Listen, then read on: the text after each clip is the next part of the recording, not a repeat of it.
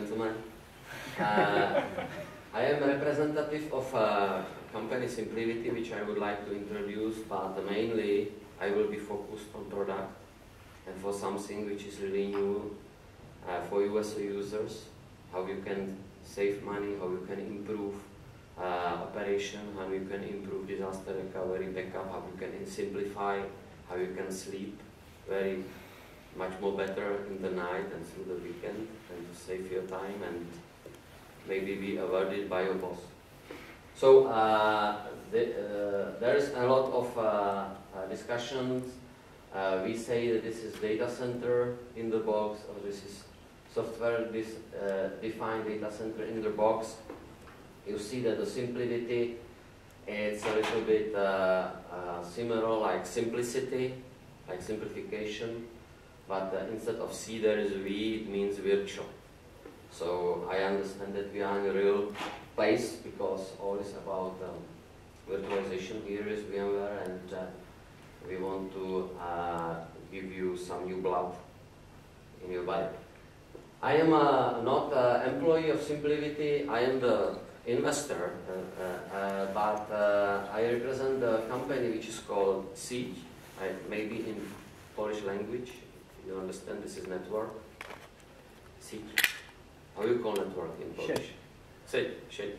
Yeah, so this is very similar. But it also means simplified IT, because all is now about simplification. And we have started with Sieć as a company which sells networkings, but now we are more in data center business, so we did the rebranding. My name is Radek Sousek, and I am coming from Prague. So what is the agenda? I think agenda of this meeting, which should take 45 minutes, so I want to be much more faster to speak, is about that there is some need to simplify. Where is the challenge to simplify? Then we have two types of convergences, horizontal and vertical. So who you are, the scientist, maybe they will like this theory. Then I will try to describe the product, which is called Omnicube. So we have company Simplivity, and it has a product which has different name. And I will speak about use cases, which are maybe more important for you. And partially I will speak about two very important names in Europe, because there is a lot of business in US, but we are in Europe, and this is T-System or T-Mobile today, and Swisscom. And then of course I will have some time for questions. If you will have a question, for each question I have such a pin of Simplivity, and I can give you, I have maybe 5 or 6. So we will see. So I think what's very important to understand why we need to simplify is to really find out what the structure of total cost of ownership.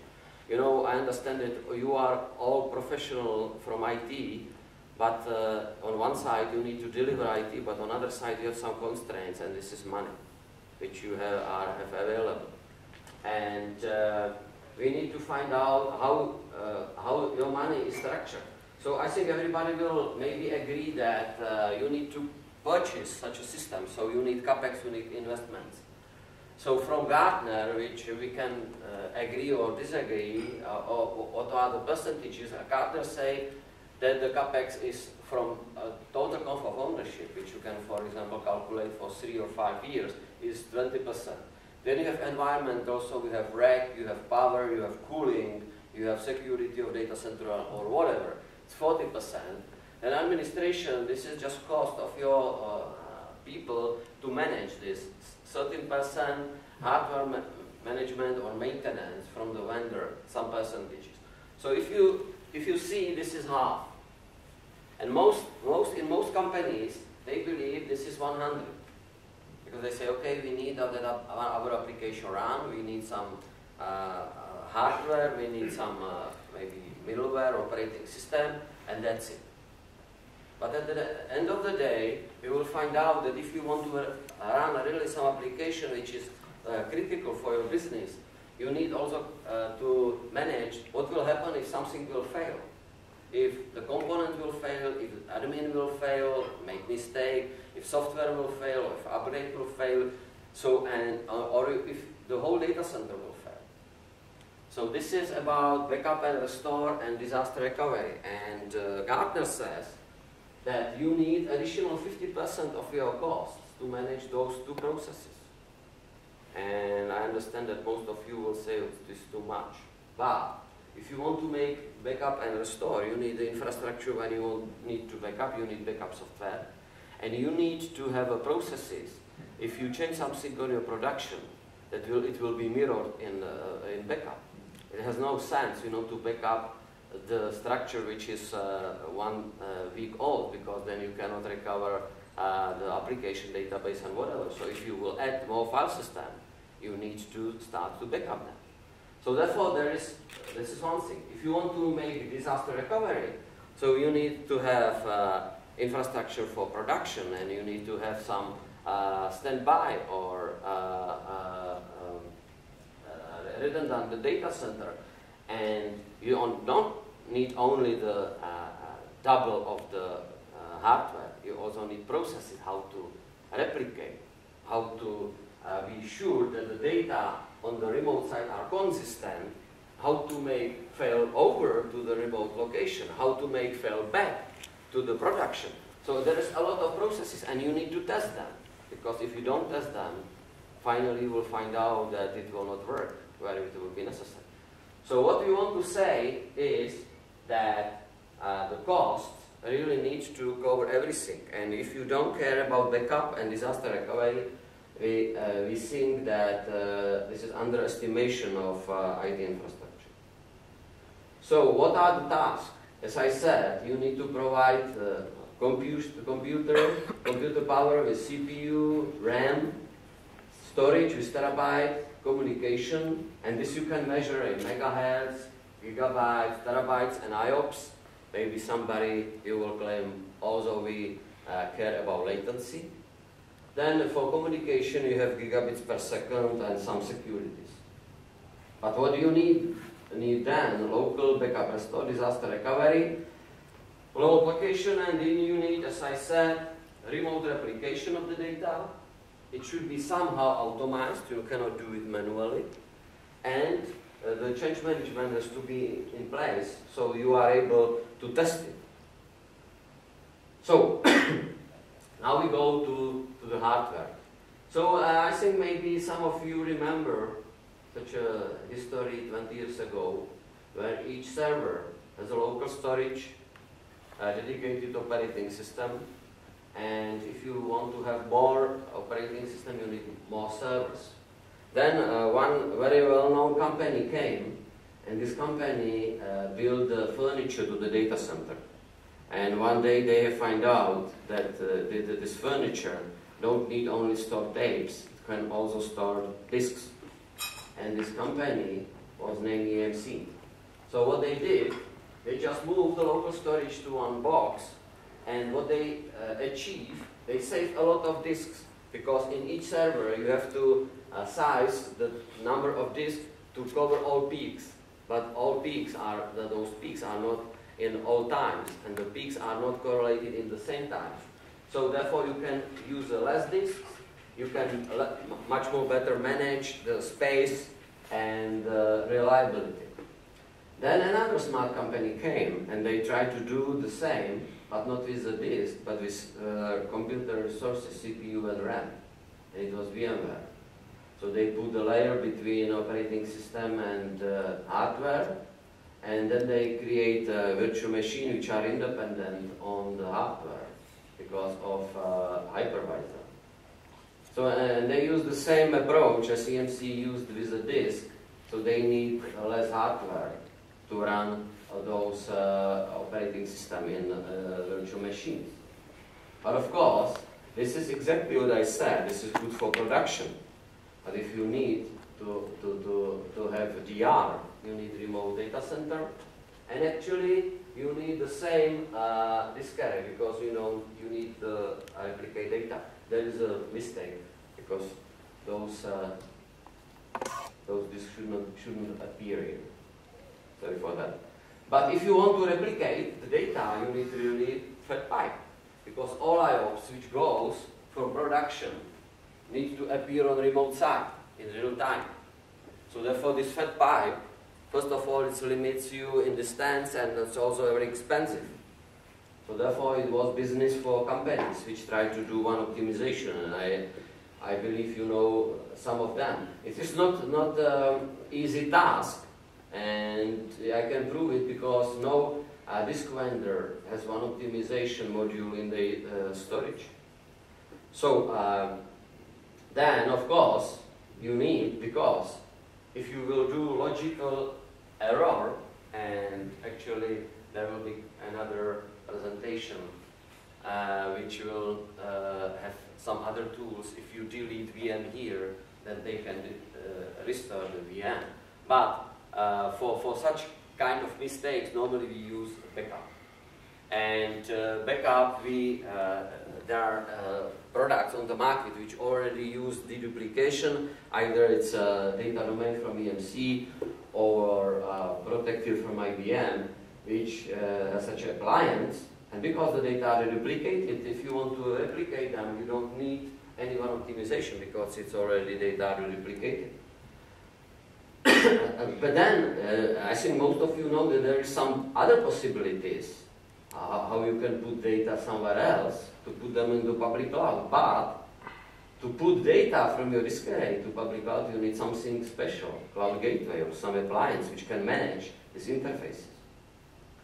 Then, of course, on the market, you see that there are some new technologies which use faster disk, SSDs, to speed up the application, and maybe only some of those applications, or you can use a SSD cache just to do somehow tiering between SSDs and traditional disk arrays, or you can put SSDs in the servers like IO Fusion cards.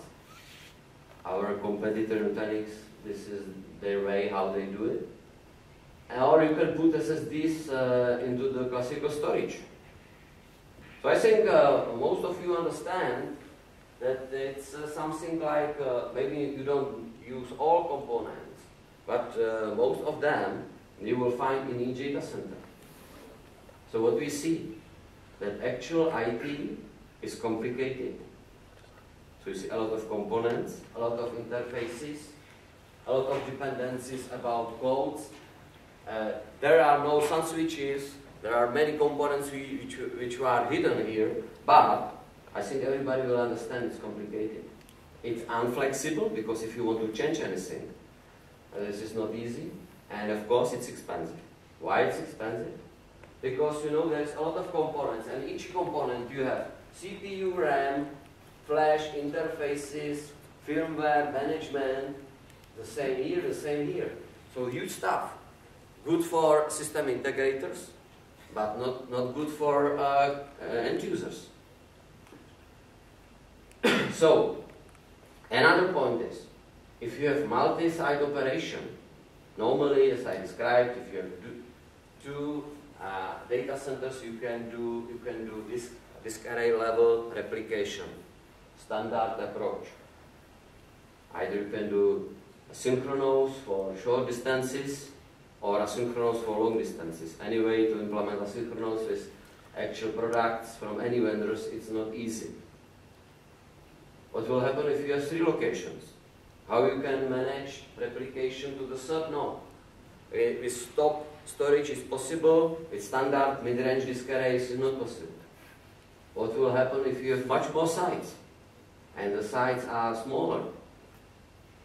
So this is not achievable with the infrastructure. You need to have some third-party tools which are also not proven for a huge sizing. And you can imagine that, for example, Amazon or Google, they use this approach. They will guarantee you that all your data will be minimum in 2, or maybe if you will pay more, 4 or 5 copies worldwide.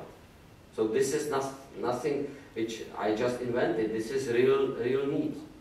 That you need to store data, distribute it in some locations, because for some applications still is much more effective to have the data locally.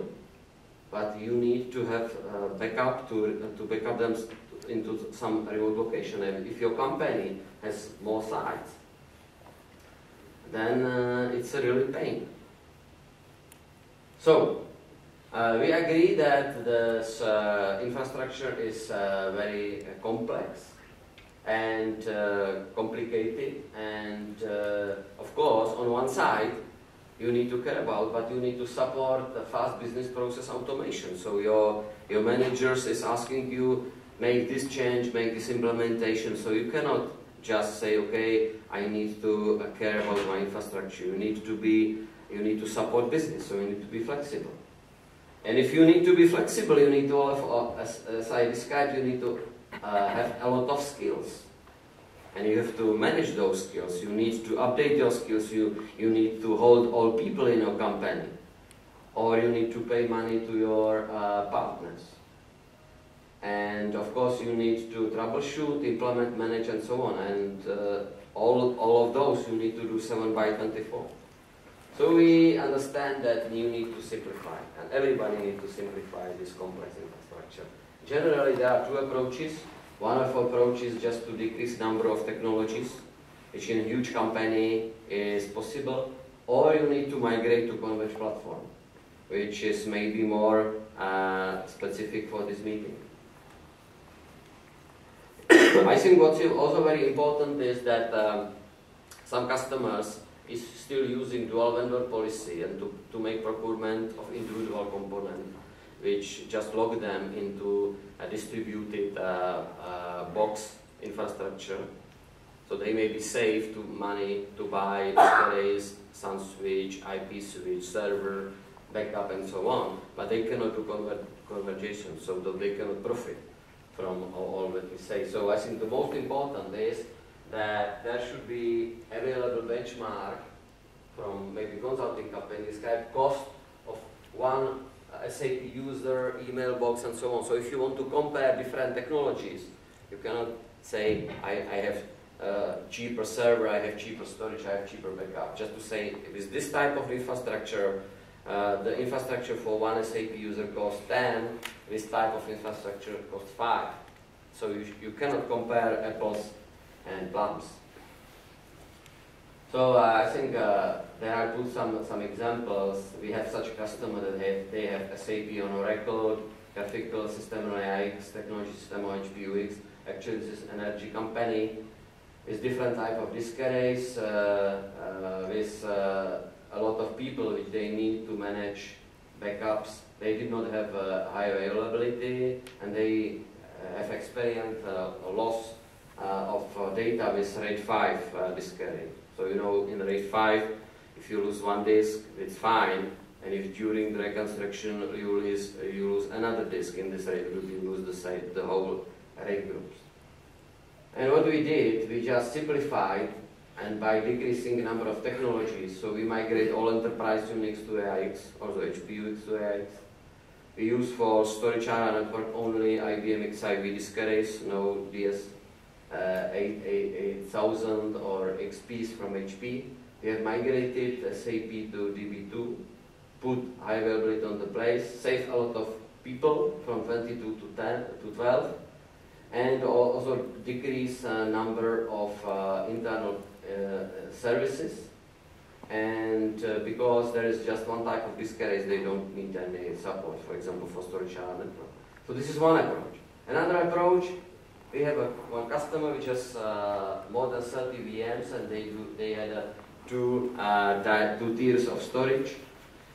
With some backup, no high availability, 3 people, and external 1.5 people. And we have made also, I lost the slide. And we have migrated to converge storage, converge system, and save a lot of resources, or not save people, but allow people to do another jobs. So as I explained, there is a horizontal consolidation, which we already saw. So the horizontal, it's mean like this. So you had a lot of servers, and just with virtualization platform, with VMware, you have decreased number of servers, and you have decreased number of storage because of storage virtualization. And as I explained, what we can do now, if you see what is inside the disk array, and if you go, for example, to EMC presentation, they will tell you we have such kind of Intel CPU with so many cores on the controller and so on. So I also saw some tenders from companies. They are asking how many cores should be on controller, which I think is ridiculous. But it shows that the disk arrays, it's really based on standard components like Sandy bridge and maybe next year Ivy bridge. There is standard RAM. There is buses, PCIs. There are standard, of course, disks. There are power supplies. There are fans. There are fiber channel cards, which are the standard LSI cards. You can use it, and instead of a target, you can move it to originator mode. And the same you have in the servers. So, and if you look to the components, they are not utilized. So I think logical is, after the horizontal migration happened, just do the vertical one. Just to press everything down, and all what was designed by hardware structure, just do as a feature in this general platform.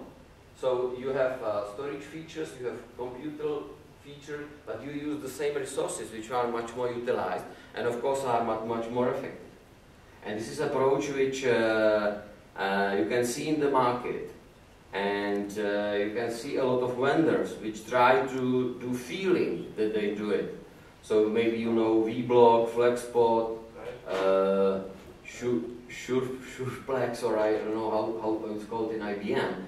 They just use the old components and create just software that you feel that you have unique structure. But if you go inside, then you have still the same components and you have still the same problems.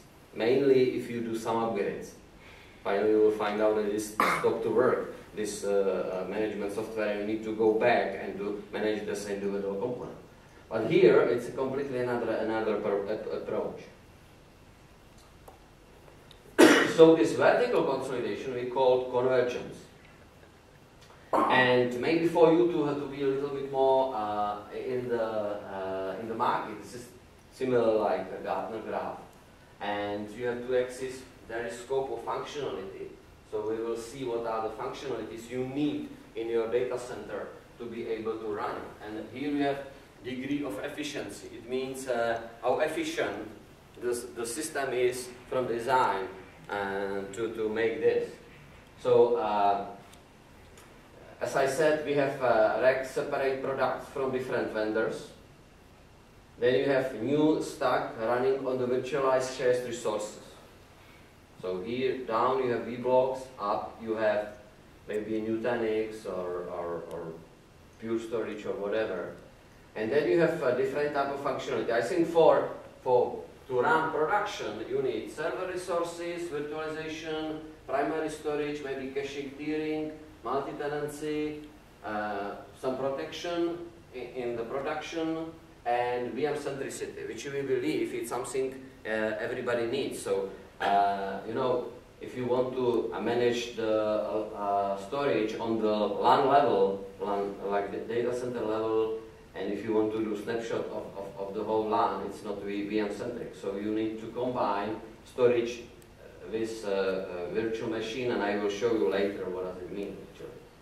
Then you need some other functionality, because you know we need to simplify, we need to reduce, compress and optimize data on a very small level of blocks.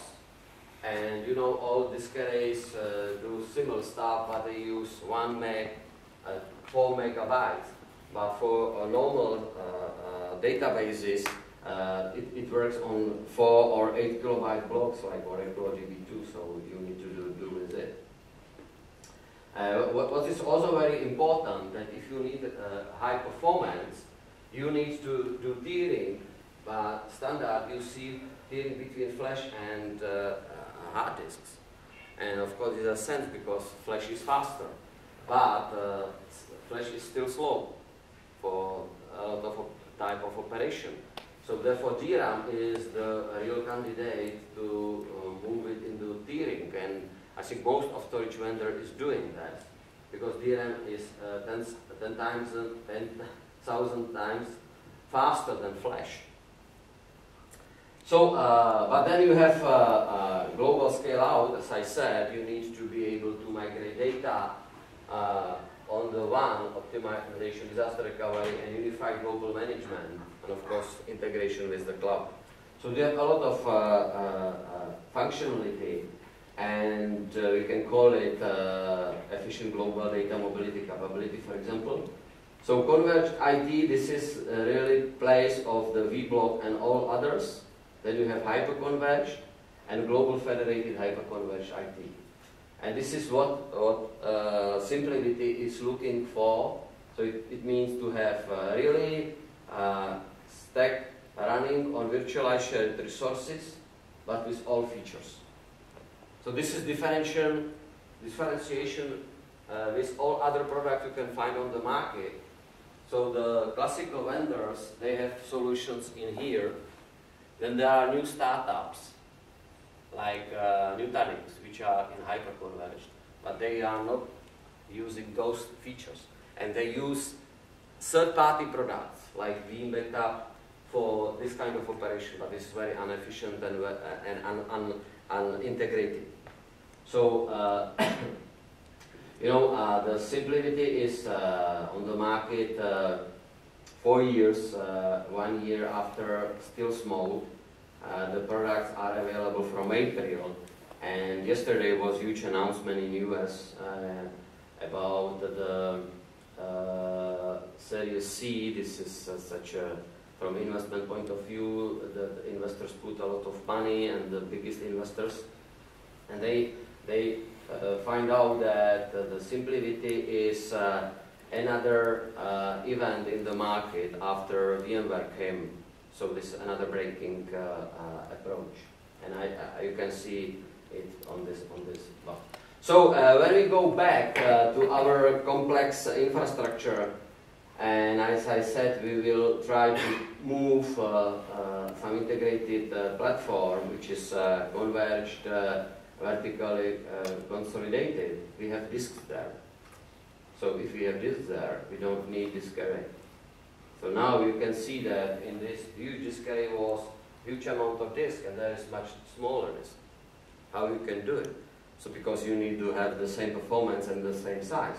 But of course, we using deduplication and real-time compression, so we don't need the size, and we use much more smart tiering, and we use tiering of RAM, so we don't need so much disk.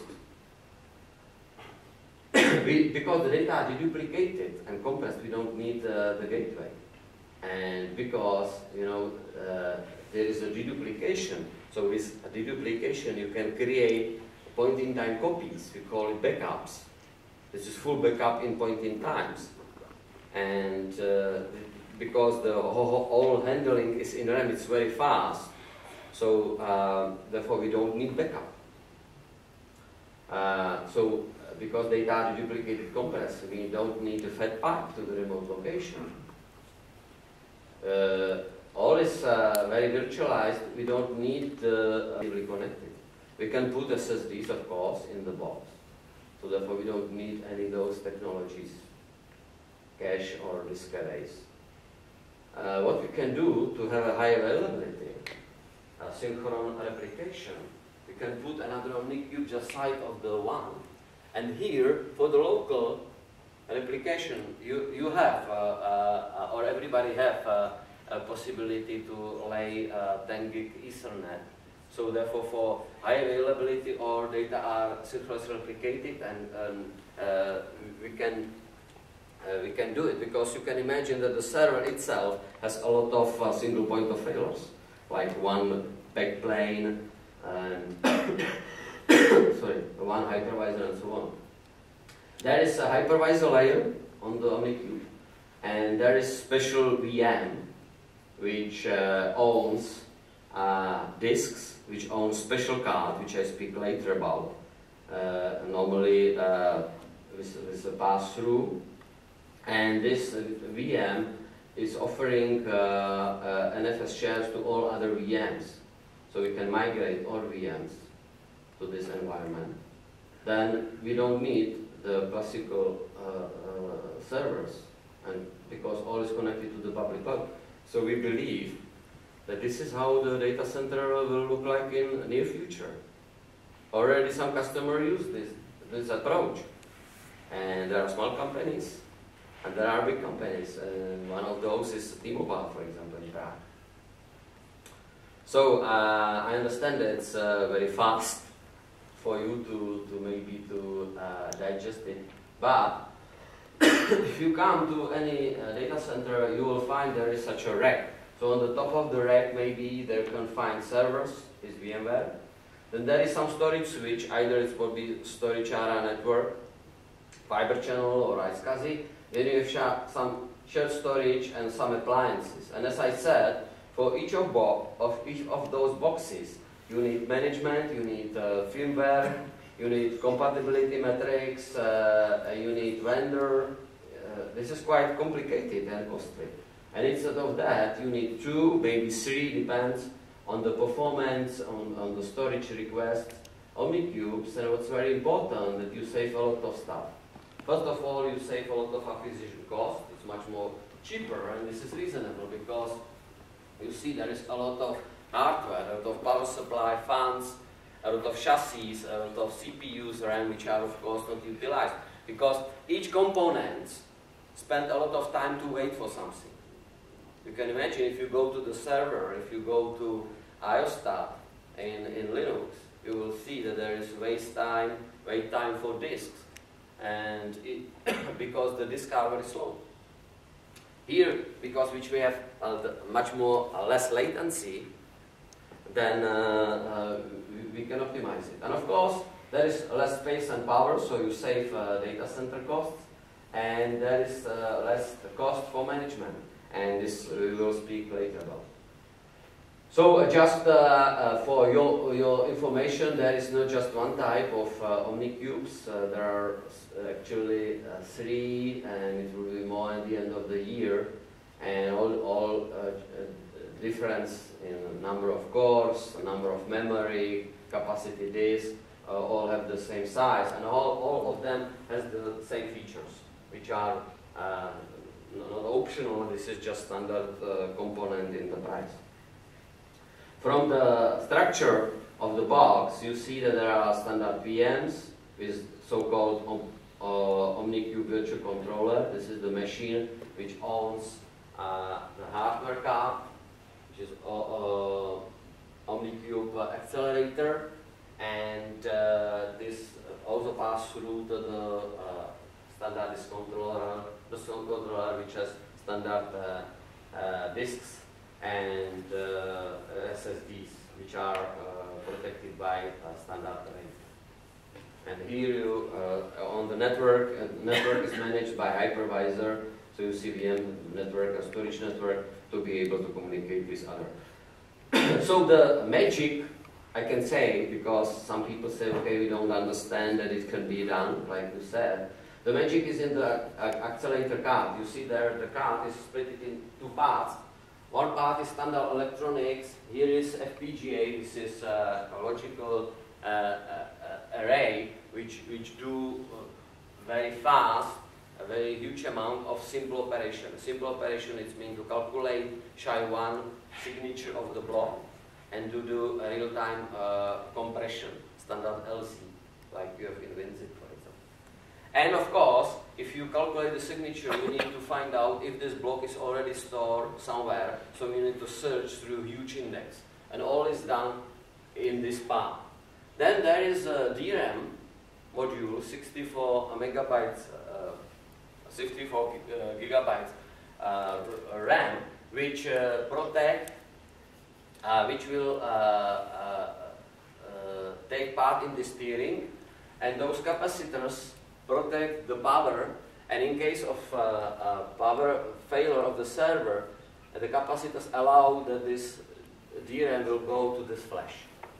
So actually this is the part of the hardware which some people say, okay, maybe we can do it in software, and our answer is maybe, but then you need a lot of resources, and then you will not have another hardware to run your standard VMs. So this is this is something which enable us to do real-time deduplication and compression.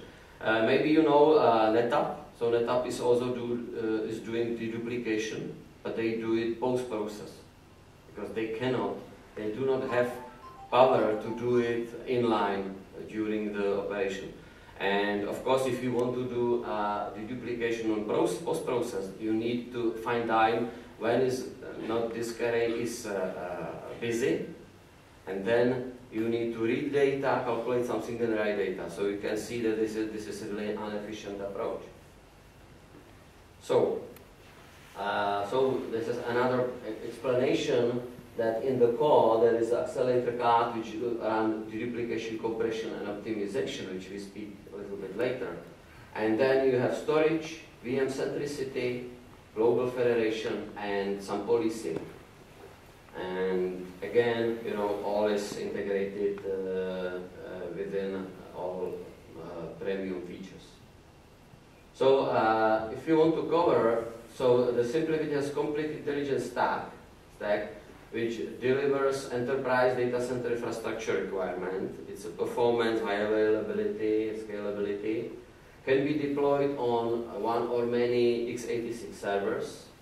Create functionality as scalable pool of resources, and is designed to support VM multi-site infrastructure. So now there is such a discussion. Some of you which were on VMworld maybe saw that what Ben Gelsinger said. So now we are a little bit more practical. So the only way how to manage Omnicubes is via vCenter. There is a special plugin, so you see that there is Simplivity tab, and on each type of view you see a little bit different. So here you can see that this implementation of 4 vCenters is link mode. There are 4 data centers, and including the cloud. Of course, the cloud is not data center which is managed by VMware, but it's a virtual data center which Simplivity can be used to store backups. And you see all data centers, you see the actual traffic between those data centers, because the elements which go between data centers are just backing up the machines.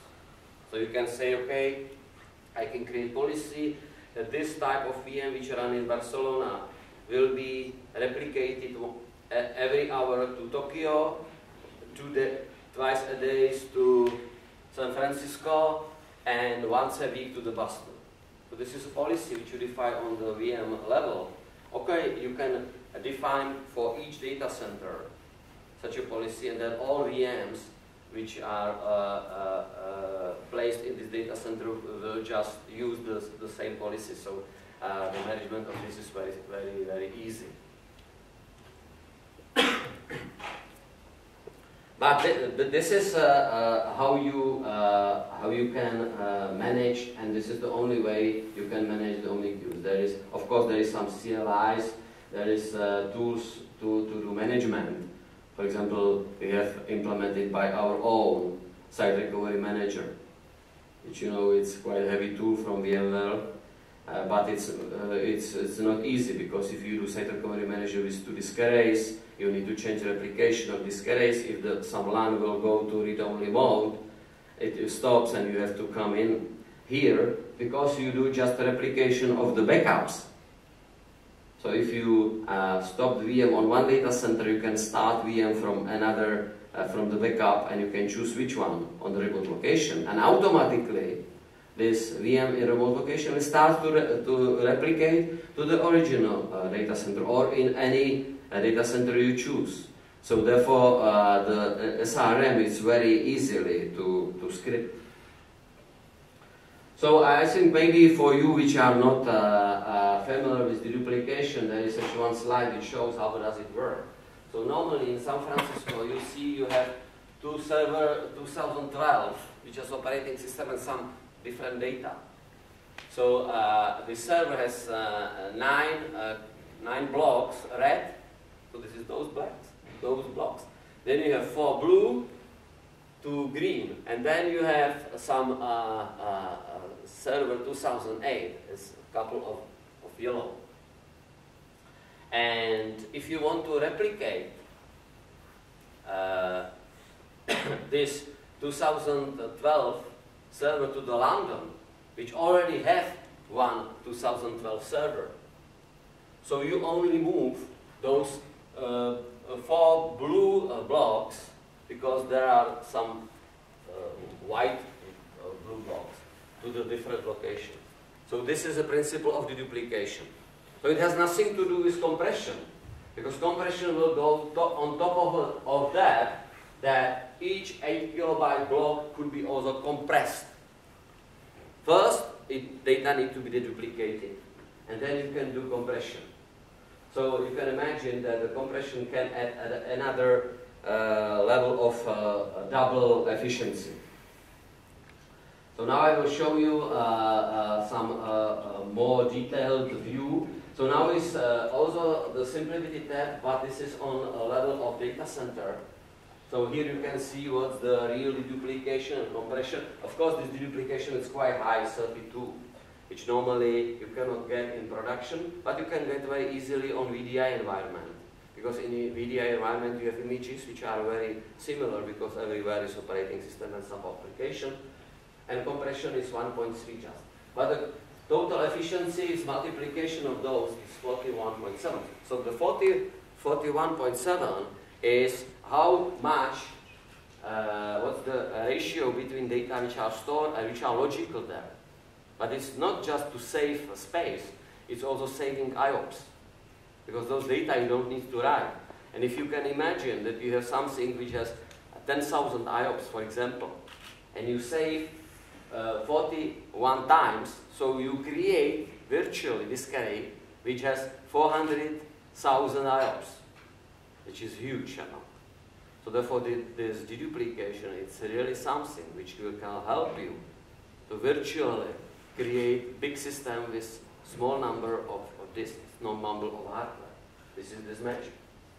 So of course you see some consolidated performance of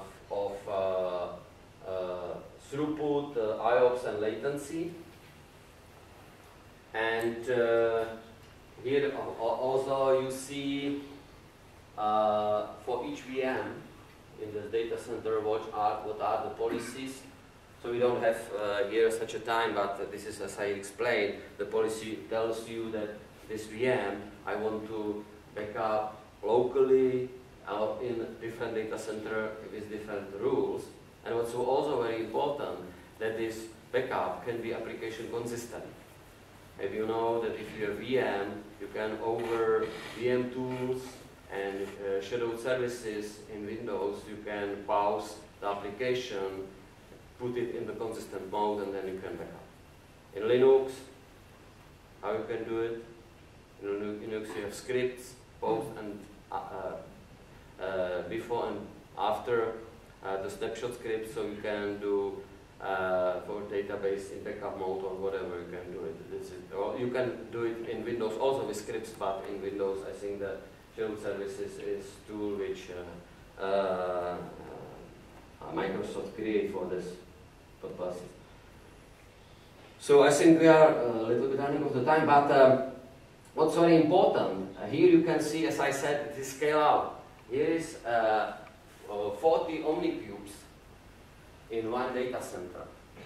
And they have created something like throughput 9 gigabytes per second. And what's very important that in read you have 1,100,000 IOPS. So if you want to create a really huge system, you can do it. Why I can do it? Because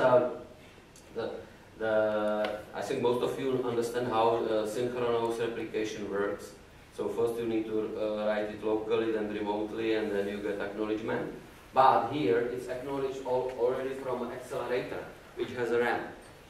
So you don't need to go to the disk, and it's really speed up.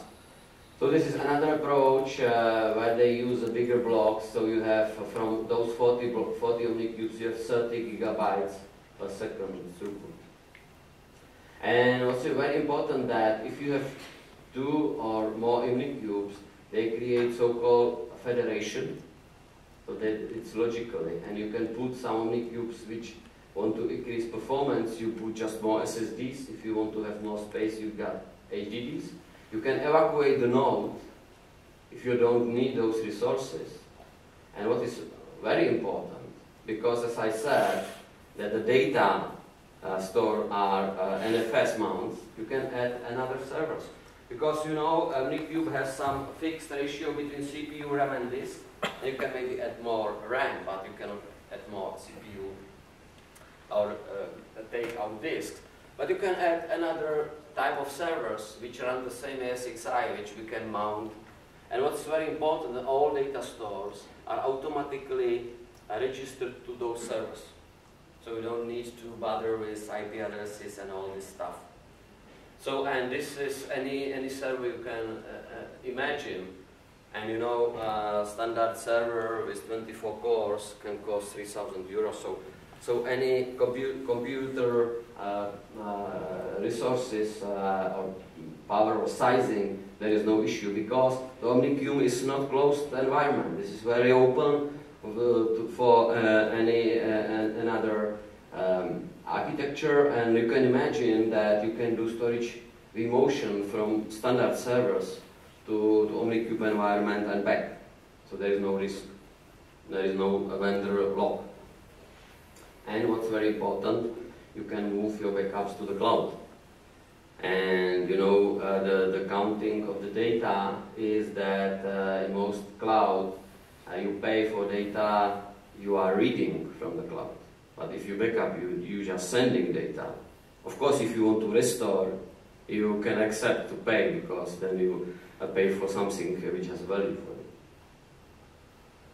you. We have several use cases, as I described. Most of them is very good if you have more locations, if you want to replicate data between more locations, if you don't really need to consolidate everything, if you see that some local hardware has sense, and you can manage it from a remote location just with vCenter. Of course, you can support the link mode, no problem. And we have there is one project that actually we are using in Alliance here in Poland also, and that there is a corporate headquarter which is now for East Europe in Frankfurt, and there are some companies in mostly in capitals of Central and East Europe, like Hungary, Slovakia, Czech, and Poland, Russia, and so on. And they have their own local ESX VMware infrastructure. So we came with Omnicubes, just do storage motion, and then do regular backups. And on the corporate headquarters, we create sandbox and to test application. And when it's confirmed that this test from application level is accepted, we just do the final replication and decommission the technology. So I think this is one of use cases which is quite successful. What is very important that this technology is not dedicated to small, big, or enterprise customers. You can find usage for all of them. Of course, there is some minimum. As I showed you, the CN2000 start with 10 terabyte disk, so if somebody wants to have just 1 terabyte, it's too much for him. But through small enterprise and to large, you can every time find out the usage for it. And of course, it's very efficient for VDI. Actually, Omnicube can host also NVIDIA or Teradicci cards, so you can use it for graphical application, which is another strong use case. And at the end, so those of you who were on VMworld in Barcelona, there was a presentation of Jan Drvola from T-System, which is actually daughter of T-Mobile in Prague. And he has explained how they are integrated Omnicubes in their 3 data center, 2 in Prague and 1 in Hradec Králové, 100 kilometers to the east, and with all the features. And what was very important, that you know, the telcos, their revenue is declining, and if not revenue is declining, their profitability is declining because the competition and price is going down, I think in each country. So nowadays they have 8% of IT cost the IT cost is 8% of revenue, and they need to go from 8 to 4%, which is really strong. And they need to find out measures. And I think this is maybe task of all of you, that your boss will tell you, okay, this is nice. We are getting bigger requests from business, but our budget will go down. And everybody has to fight with this. You cannot say just, okay, I cannot do. So you need to find out the way. And the way the T-Mobile took was, okay, of course, we need to optimize our infrastructure. We need to get rid of expensive services which we pay to manage a LAN with Excel tables on huge disk arrays and to pay huge money for IBM, HP, and EMC. We need to do it ourselves, somehow, with the people which we have. So this is one case. Another case is, as I explained, there was, this is very, very fresh, there was article in Wall Street Journal and in many other newspapers, mostly in US. And Swisscom took, is now an investor in Simplivity, and maybe if somebody knows Swisscom, they have some division for venture, some investment, and in Swisscom strategy is if they want to take some technology which is new, they need to invest in it. They want to be somehow part of it, and they did it with Simplivity.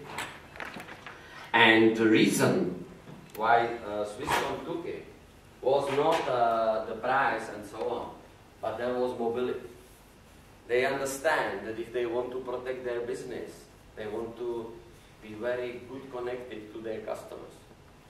So their idea is that they are putting Omnicubes as ADSL modems. I think everybody understands the approach. You buy or rent ADSL modem, and then you are connected to your telco, and you are getting internet. They want to go a little bit beyond. They just sell Omnicubes to their customer and offer them DR in their Swisscom premises. So the customer not just protecting their business, but because they have VPN on L2, you know what I mean, they have the same IP addresses, so they can migrate VM to the Swisscom in case they need more resources. So this is something like cloud on demand, but it's still the private cloud of the customer in the hybrid mode, but under management of the customer, which of course, and especially in Swiss, because of all those problems with taping phone calls and trusting in the information is very essential. Okay, so I think I was a little bit longer, but do you have anybody question? I have those nice pins for you. Great. Is it possible to buy only software, not appliance, hardware appliance?